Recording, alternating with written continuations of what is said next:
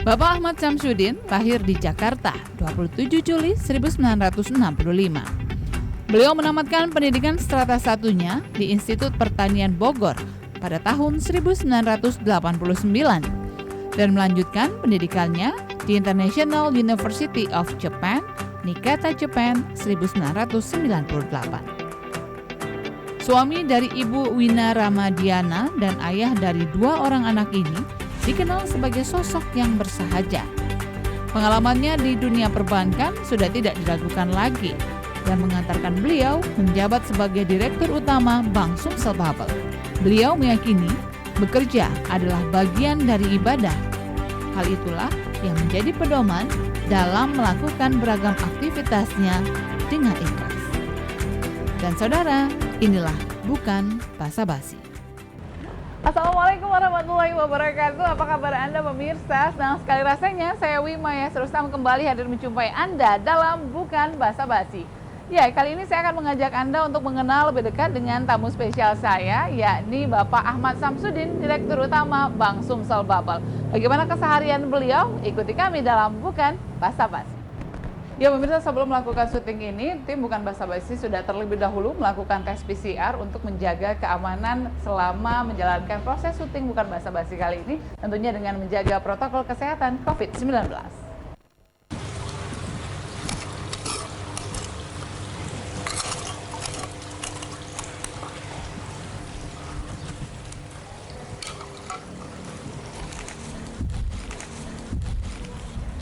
Assalamualaikum. Mas, apa kabarnya Pak? Oh, baik. Aduh, mohon maaf ini lagi kotor-kotoran begini. Waduh, kami mengganggu weekend Oh, ini Pak Sam. Nggak apa-apa. Ini juga hampir satu lagi mau selesai. Satu lagi nih. Wah, Bapak sedang bercocok tanam ini Pak ceritanya. Iya, ngisi waktu biasa kalau habis treadmill, kemudian ya nanam-nanam lah, ini kegiatan sehari minggu ini. Iya betul. Oh, jadi ini semua tanamannya Pak Sam? Iya. Yang nanam sih sebenarnya bukan saya sih, tapi ada tukang kebun yang bantu. Tapi nggak apa-apa, ini semuanya memang ya hobi lah. Dulu saya juga di pertamanan, jadi ingat-ingat masa lalu lah. tapi masih punya waktu Bapak berkebun begitu, menghabiskan waktu di akhir pekan untuk memelihara tanaman begini Pak? Iya, alhamdulillah masih ada ini. Sebenarnya untuk ngisi waktu itu cukup bagus ya. Karena kan biasanya kita dengan angka-angka gitu kan, sekarang kan lebih banyak kepada memuaskan keinginan kita, hobi kita gitu ya. Hobi lah yang guna nanam, terus ada ikan, dan banyak juga hobi-hobi saya. Jadi saya salah satunya inilah. Gitu. Kenapa? Supaya nggak stres ya Pak ya? Iya, supaya nggak stres. Kadang-kadang hobi juga membuat stres juga sih. Kalau misalnya kita nanam tiba-tiba mati, ya stres juga. Gitu, oh kan? iya, betul. Iya. Wah, sepertinya memang sudah siap semua ya Pak peralatan-peralatannya. Ini udah lengkap, cuma emang ya inilah makanya harus di mana-mana kita siapkan gini untuk mengisi waktu kita. Suka berkebun memang sudah sejak lama Pak Sam? Jadi saya di S1 di Bogor itu saya landscape arsitek, dan juga dulu saya pernah bekerja di Taman Safari Indonesia di Bogor, Taman Safari Indonesia Bogor yang pertama di Bogor itu. Ya sama lah, nanam, bikin kandang burung, bikin macam-macam gitu ya. Dan itu sampai sekarang masih saya pelihara gitu. Tapi itu salah satu hobi saya. Sebenarnya saya punya beberapa hobi lagi. Antara lain misalnya saya suka ngumpulin mainan mobilan. Namanya kalau istilah kerennya diecast gitu ya. Diecast itu mainan mobilan. Itu masih sampai saat ini Pak Sam? Ada, saya juga di sini juga kalau lagi ini saya juga nanti saya tunjukin deh. Ada beberapa koleksi yang saya bawa, cuma nggak sebanyak yang di Jakarta gitu ya. Nah itulah hobi saya ya. Apapun saya lakukan untuk mengisi waktu. Kadang-kadang juga filateli, macam-macam gitu. Banyak lah untuk ngisi waktu supaya hidup ini bisa beragam dan bermakna gitu. Baik, Pak Sam, kalau orang melihat kan Bapak kalau di luar tuh terlihat begitu serius Serius gitu. ya. Tapi ternyata di balik ini semua begitu Pak ya, fleksibel begitu. Iya. Kemudian juga terlihat ya sangat mencintai segala sesuatu yang berbau alam dan lain sebagainya. Apakah ini memang sudah sejak lama atau seperti apa Pak Sam? Iya, saya memang hobi itu saya pelihara ya di samping kegiatan rutin. Hobi ini memang kita harus benar-benar kita bangun ya dan kita pelihara gitu. Sebenarnya itu untuk menghilang kejenuhan. Kadang-kadang hobi juga ini membuat kita menambah, kadang-kadang ada inspirasi baru gitu kan. Apalagi nih, apalagi. Nanti di sela-sela kita nanam gitu, oh ternyata itu ada hal yang kita harus lakukan. Nanti juga kita combine, oh ini begini kalau misalnya di kantor yang tadinya yang sangat rutin gitu bisa, oh ternyata di sini pun kita kadang-kadang ada inovasi. Wah kalau gini ada bisnis baru nih yang kita bisa kembangkan gitu loh. Baik, kita Ya, kita ke depan ya. Iya Pak, Iya. silakan. Wah ini lengkap ini Pak ya, ada. Iya, ini belum Mawar. berapa ini mawar macam-macam. Ya ini yang gini-gini sebenarnya ya yang penting harganya sih nggak terlalu mahal, tapi yang penting bisa kita rawat. Kalau dilihat, nah ini kalau kita lihat ya memang ya, kalau tanaman di luar gitu kan ini begini nggak ada artinya. Iya. Tapi kalau kita rawat, kita tempatkan pada tempat yang benar, dia akan bermakna bagi kita. Nah ini yang kita harus bangun, begitu juga dalam kehidupan kita. Kita hidup ya seperti begini, tapi kita harus bisa membedakan hidup kita dengan orang lain, itu apa yang memaknai hidup kita, yang berbeda. Mungkin pandangan kita terhadap diri kita itu berbeda dengan pandangan kita terhadap orang lain juga gitu. Jadi memang memaknai hidup ini tergantung cara pandang kita sendiri memaknai hidup ya, begitu ya Pak Sam? Iya, memaknai hidup memang berbeda. Mungkin Wima mempunyai pandangan hidup yang berbeda. Saya pun mempunyai pandangan hidup juga berbeda. Tapi intinya kalau di agama kita yaitu bahwa kita hidup untuk mengejar atau berlomba-lomba dalam kebajikan. Bekerja pun begitu juga karena ada dua ibadah gitu. Ada dua ibadah kita itu ibadah mabdoh dan ibadah muamalah gitu. Kalau kita hanya mengandalkan ibadah mahdoh saja, yaitu puasa, sholat, macam-macam, rugi gitu. Makanya kita mengartikan memaknai hidup itu adalah ibadah, dan kita bekerja ini ibadah. Bu Wima pun berkunjung ke sini pun bersilaturahmi dalam rangka ibadah tentunya. Itu yang saya maknain dalam hidup saya gitu loh. Jadi apapun yang kita lakukan selama itu positif begitu, itu adalah bagian dari ibadah kita pada Betul, Allah. betul. Itu cara Pak Syam memaknai hidup begitu ya Pak? Iya. Baik, pemirsa sebelum kita lanjutkan kembali, kita akan jeda sejenak. Tetaplah bersama kami usai jeda pariwara berikut ini. Bukan basa-basi, masih akan kembali.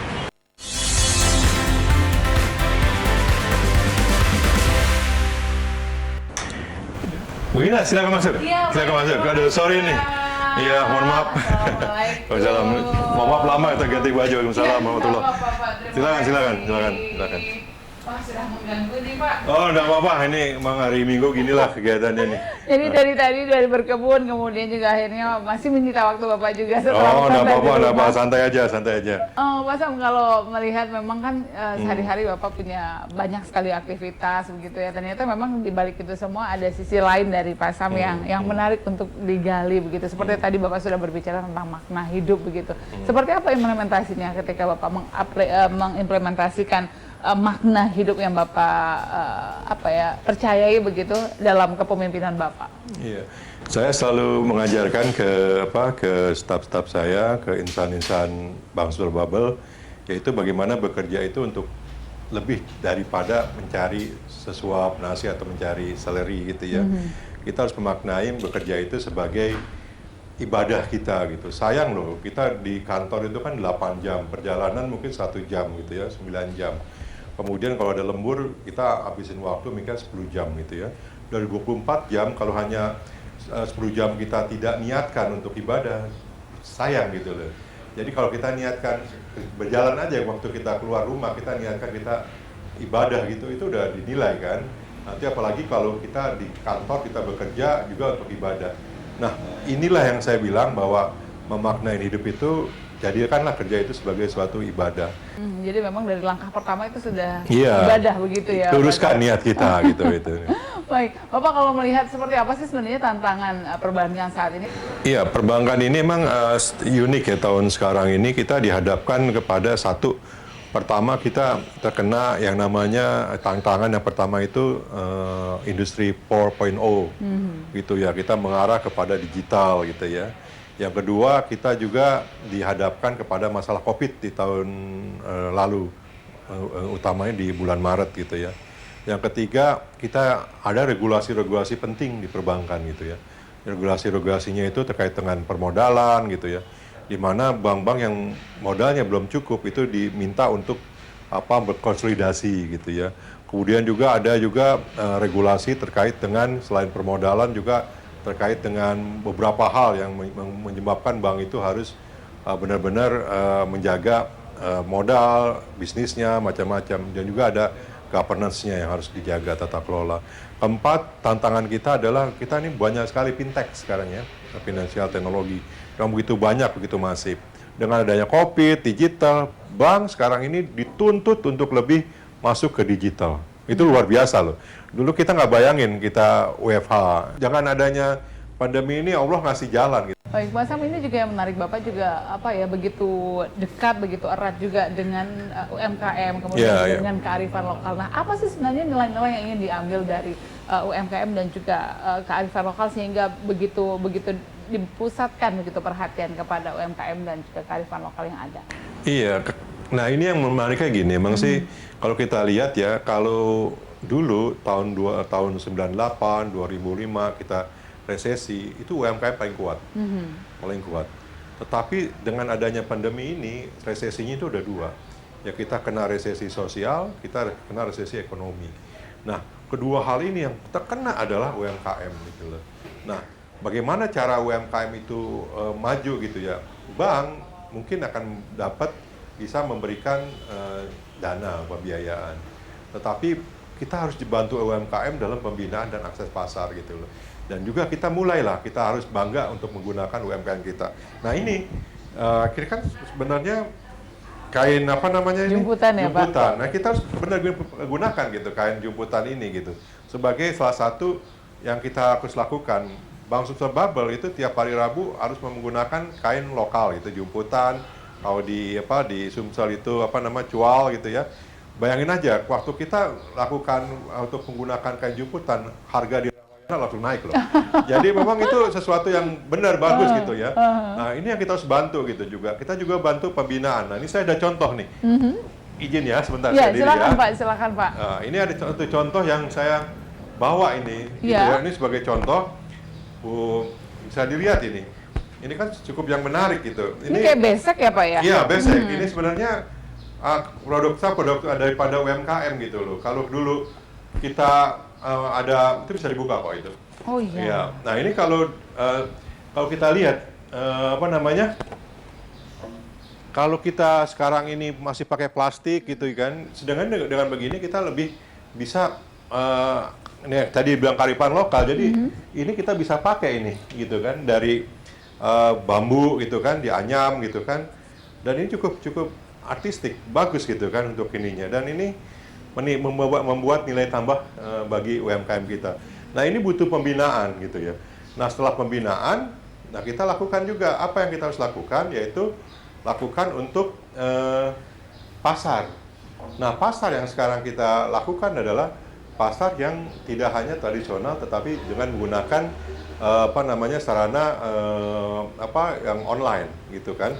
Nah ini bisa kita lakukan dengan pemasaran online gitu, sehingga UMKM kita itu bisa punya alternatif untuk jualan, tidak hanya jualan lokal, tetapi juga jualan secara online. Nah itu yang datanya ternyata sekarang ini UMKM yang punya lokal dan online itu yang bagus. Gitu. Nah ini juga menarik karena memang fokusnya juga pada UMKM karena pergerakan ekonomi masyarakat itu juga sangat menentukan bagaimana pertumbuhan ekonomi ya Pak. Iya. Salah satunya juga konsennya ke UMKM seperti kafe dan lain sebagainya. Mungkin kita bisa ke sana salah satunya ya. Nah iya, kita ada binaan di UMKM kita yaitu kafe. Karena apa? Sumatera Selatan ini enak loh kopinya gitu ya. Banyak sekali kopi-kopi yang terkenal di Sumatera Selatan ini. Nah, ini yang saya pikir perlu kita lestarikan dan kita angkat gitu loh. Boleh juga kalau kayak begitu. Ayo kita ke sana nanti ya. Oke. Baik, Pak. Ya, pemirsa tetaplah bersama kami, saya jeda pariwara berikut ini, bukan basa-basi, masih akan kembali.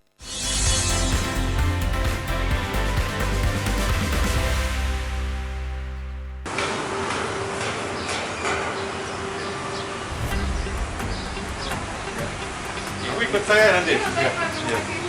Ya, mari. Ya, sama-sama. Ayo. Assalamualaikum.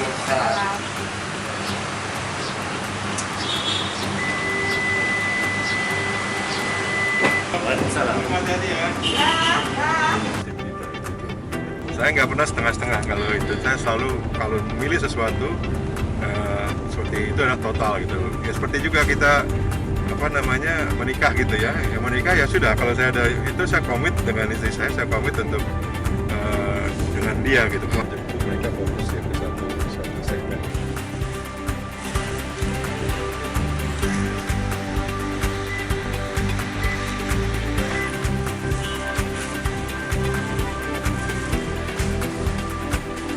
Kita ini kan ya pagi semuanya pagi ya boleh pesen dong.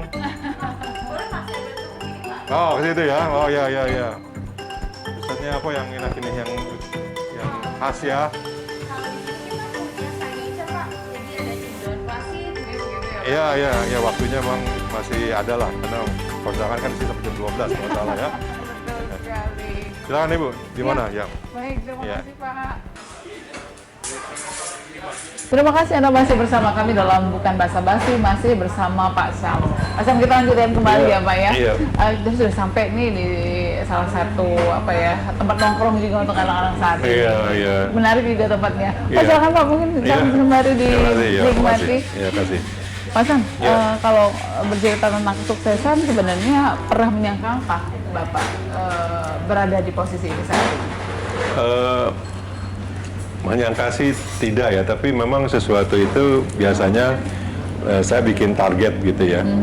Saya target ya, memang waktu saya masuk ke bank itu di tahun 1989 awal saya berkarir di bank Dagang Negara.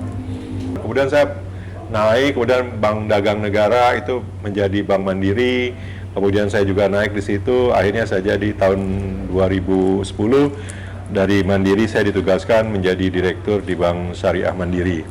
Nah di situ hidup saya terus berubah dan memperkaya. Kemudian saya kembali ke Bank Mandiri tahun 2016, kembali ke Bank Mandiri, kemudian belajar lagi, ikut proyek, dan saya kembali menangani beberapa proyek yang cukup bagus di Bank Mandiri. Kemudian juga setelah tahun 2018 saya mengundurkan diri, pensiun dini gitu kan. Di situ saya mencoba untuk belajar dari anak-anak muda masuk ke dunia fintech gitu. Nah kemudian saya bergabung dengan Bank Sumsel Bubble. Gitu. Baik, kemudian kalau berbicara tentang kesuksesan, di balik kesuksesan Bapak, siapa orang yang paling berjasa? Tentunya yang paling berjasa ya di awal-awal tentunya orang tua ya, karena kita kan orang tua yang membuat kita begini gitu kan. Orang tua saya mengasih kebebasan supaya saya berpikir bagaimana gitu. Dan dari kecil pun saya sudah bikin dulu, saya ingat orang tua saya itu membebaskan saya untuk menyukai lukisan. Saya juga dulu menyukai lukisan, terus saya juga bikin wayang-wayangan dari kardus gitu kan, main-main macam-macam.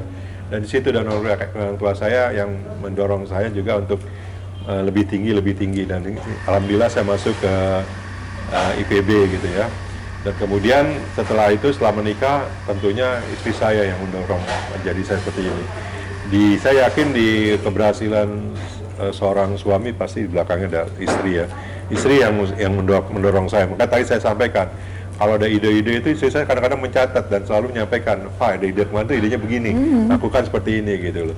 Nah itu yang saya lakukan terus-menerus gitu, yang saya lakukan. Jadi sekarang ini banyak sekali istri yang membantu saya. Jadi saya membawa istri saya kemana-mana gitu. Kalau ada kegiatan-kegiatan, termasuk juga di Bank Sumsel Bubble, istri juga aktif di ikatan istri pegawai dan karyawati Bank Sumsel Bubble IPK. Jadi dia aktif di situ.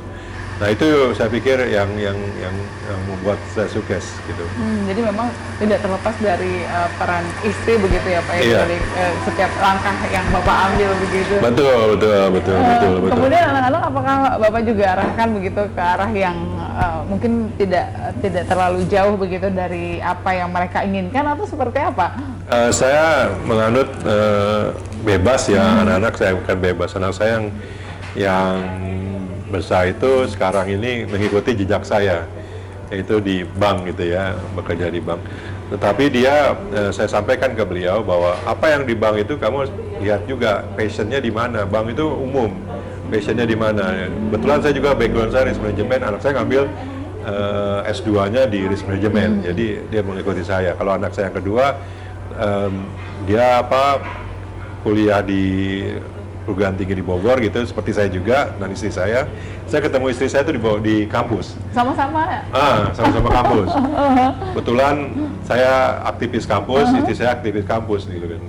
Kalau dulu dia itu kadang-kadang kalau saya masuk ke kelasnya dia, kita kelasnya berbeda karena saya agronomi, dia sosial gitu. Kadang-kadang tuh saya masuk ke kelasnya dia itu, wah kadang-kadang diledek, karena saya ketua kelas di agronominya gitu kan. Dia ya salah satu aktivis lah di kampus juga gitu. Kalau masuk ke ruangannya dia tuh, wah saya sering diejek-ejek gitu. Saya penasaran siapa suara yang ngejek ini, wah cewek ini nih, ini jadi saya pacarin nanti nih, gitu. Akhirnya alhamdulillah jadi pacar saya. Jodoh begitu ya Pak ya? Betul. Baik, Pak, selanjutnya apalagi mimpi yang ingin Bapak capai begitu? Mimpi yang ingin saya capai sebenarnya ada satu yang hidup ini kalau saya bagai gunung. Gunung gitu ya. Kalau gunung itu seperti gini. Kita ini pendaki. Jadi saya mendaki satu gunung, terus saya kalau udah mencapai sesuatu, saya harus cari gunung yang lain untuk mendaki. Jadi kalau saya ditanya, apalagi yang harus saya capai? Ya saya ingin berprestasi di gunung yang lain gitu ya. Gunung yang lain itu bisa perusahaan lain, bisa yang lain-lain. Tetapi saya belum mencapai gunung yang saya inginkan di Bank Sumsel Bubble. Puncaknya belum saya sampai gitu ya. Puncaknya di Bank Sumsel Bubble ini kalau saya bisa membawa semua resources yang ada di Bank Sumsel Bubble, termasuk juga leader-leader yang ada di Sumsel Bubble itu mencapai Bank Sumsel Bubble yang peringkat yang tertinggi gitu loh. Peringkat tertinggi di mana? Peringkat tertinggi di kelasnya gitu. Nah itu yang saya ingin capai. Setelah itu mungkin ada baiknya nanti saya siapkan leader-leader baru untuk mimpin Bank Sumsel Bubble. Setelah itu mungkin saya akan cari gunung yang lain. Gitu. Nah, itu ya kita harus begitu. Jadi hidup ini terus naik yang. Nah, itu yang menurut saya challenge-nya bagus gitu. Jadi masih banyak tantangan yang akan dihadapi ke depan begitu ya, Mas? Banyak sekali karena Allah ngasih waktu, ngasih umur pada kita, ya kita harus lakukan yang terbaik gitu. Nah, tantangannya kita bisa buat sendiri nanti di masa depan.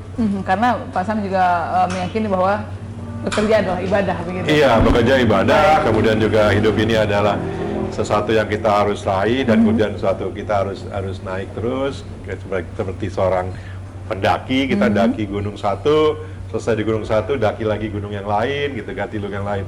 Begitu juga karir kita terus naik, satu bisa kepala bagian, nanti naik jadi kepala divisi, jadi direksi ini naik lagi kemana, seperti itu. Ini hidup ini, buat hidup ini bermakna dan hidup ini agar berwarna. Baik. Seperti rasa kopi ini banyak sekali rasanya, kita coba meminum, kopi ini cukup bagus untuk memaknai hidup kita. Baik, terima kasih sekali Pak Sam atas waktunya berbicara bersama kami dari pagi ketika Bapak masih bercocok tanam, kemudian juga di rumah masih kami sita waktunya dan sampai saat ini sebelum Bapak pergi ke acara berikutnya begitu berbincang bersama kami dalam Bukan Basa-Basi. Terima kasih sekali Bapak. Terima kasih Bu Wima dan TVRI, terima kasih. Buat Bapak dan juga pemirsa, demikian Bukan Basa-Basi hari ini. Akhirnya saya Wima Yasrusam pamit undur diri dan harapan Anda sampai jumpa dan wassalamualaikum warahmatullahi wabarakatuh. Waalaikumsalam warahmatullahi wabarakatuh. Silakan Ibu. Ya.